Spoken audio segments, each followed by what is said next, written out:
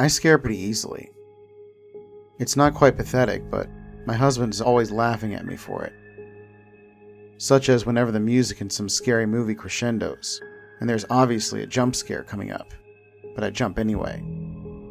Despite this, I'm drawn like a magnet to scary stories and movies, and I've never been able to turn down great storytelling, even if it means I'll have a few nightmares. Unfortunately for my 5-year-old daughter, she's got the same overactive imagination I do, and scares pretty easily too. Between the two of us, my husband keeps busy with jumping out of dark hiding spots or closets and pretending to be deep, disembodied voices lurking in the darkened hallway. A situation made worse by our recent decision to move, and there being a surplus of boxes and objects to hide behind. I've become immune to his shenanigans and can spot the eerie silence when he's hiding, or when he's in a not too subtle position behind the shower curtain in the bathroom. But my daughter, she's another story. She becomes scared when he suddenly disappears down the unlit hallway and calls to her in a soft, menacing voice.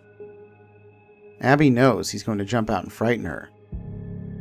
She also knows he'll persist calling until she goes. So I often get wrangled into being her escort on such perilous quests. I don't know. Maybe some part of her loves the drama. I always just roll my eyes at his boyish antics. Until the other day. Abby had grown tall enough to reach things on the countertops, and now she had graduated to climbing to access the cabinets above by using her step stool. Quite clever, really. What it amounted to, though, is that no matter where he hid the cookies and chips, she was always finding them. Abby would very often eat hardly anything for dinner, then sneak into the kitchen at night. This went on for weeks after her most recent growth spurt, and it was incredibly frustrating. My husband decided to use his best weapon: fear. He sat her down on the couch, getting on her level, and told her the story of the Cookie Monster, while I stood off to the side listening. This wasn't the beloved character from Sesame Street who was obsessed with consuming cookies, but some distant relative whom that beloved character had been based on. One made kid-friendly, like in a Disney film. This Cookie Monster hoarded all things sugary and sweet. A nocturnal creature. Only at night could it awake to protect its hoard, like a dragon covets its gold, confronting those who would take what belonged to it. My daughter didn't know what covets meant, but she got the picture well enough. She looked skeptical at first, her blue eyes narrowing as she held his gaze. Yet I knew it wouldn't take much to push her over the edge. Had he gone too far this time? I felt a hesitation at allowing him to take his behavior so far, but didn't have a successful alternative to her midnight snacking. She looked at me then and saw that fear in my eyes, the hesitation and unwillingness to share this information. Interpreting it as something meant to precaution her, her entire demeanor changed, and with wide, stricken eyes, she asked, "What if he catches you?" "Well," my husband began in his most earnest voice, "if he catches you, then you become an addition to his midnight snack." He smiled and added with a deeper voice, "And he's partial to little girls. Do you remember the sweet little girl across the street that you used to play with? It got her." Abby jerked back, surprised to hear such news. "But Mommy said her family moved," her tone making it clear that she'd drawn a connection between our moving boxes and her former friend's situation. "They did, after her sudden disappearance. That's why you didn't see her at all those last few days, before her family left." He glanced up at me momentarily, to make sure I wasn't going to say otherwise, and I glared at him over her head. "Her Her father told me about it.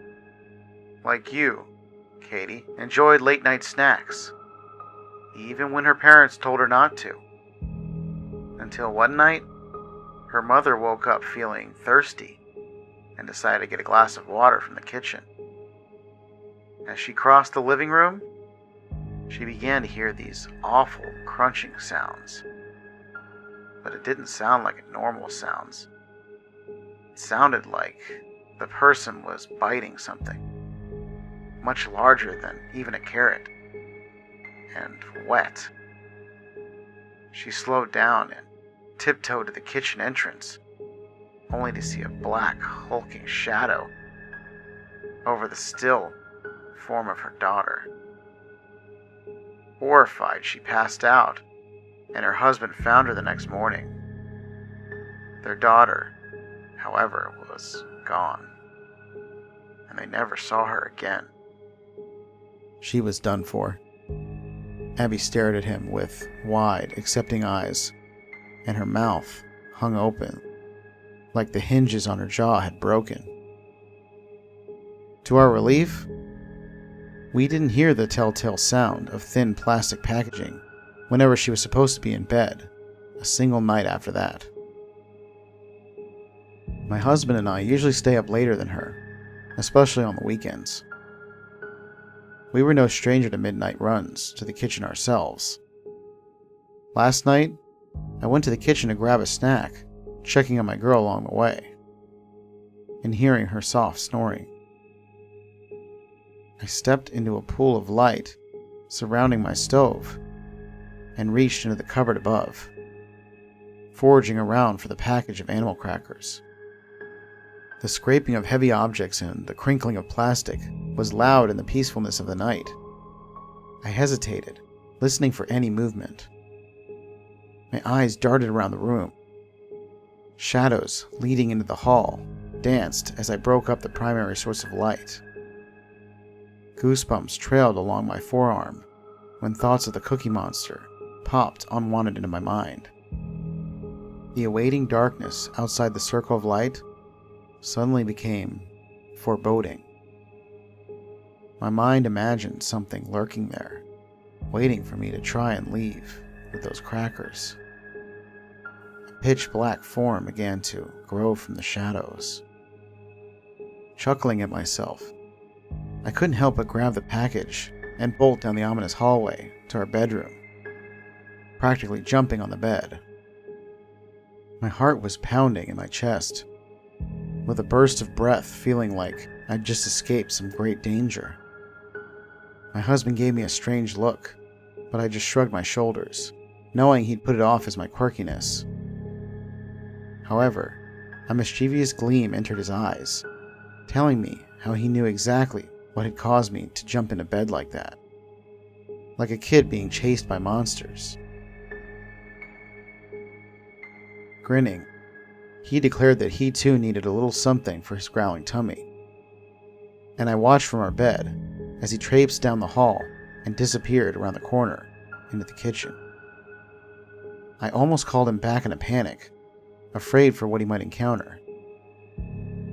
I held my tongue even as my chest tightened, making it difficult to breathe. That's when I heard it. The loud crinkling of plastic and the sound of somebody eating something very crunchy, very noisily. Me want cookies. Nom nom nom, he exclaimed through a full mouth. I rolled my eyes in exasperation and would have missed the darkness flit down the hallway if I hadn't been angled towards the door. A nightlight was often left on in the bathroom for my daughter to find her way, but as it passed by, the light momentarily winked out, marking its progress in the direction of the small light from the kitchen. David? I cried out. The obnoxious crunching noises stopped. I heard the impact of the chip bag hitting the floor, along with a muffled expletive from my husband. What followed were some of the most sickening sounds I've ever heard, accompanied by a brief whimpering from David. My body froze where I sat. I prayed Abby didn't hear anything unusual and wake up to investigate. Then nothing. Just the stillness of the house. That was several hours ago. The house has been strangely serene since. I haven't been able to move from my position on the bed. I couldn't sleep.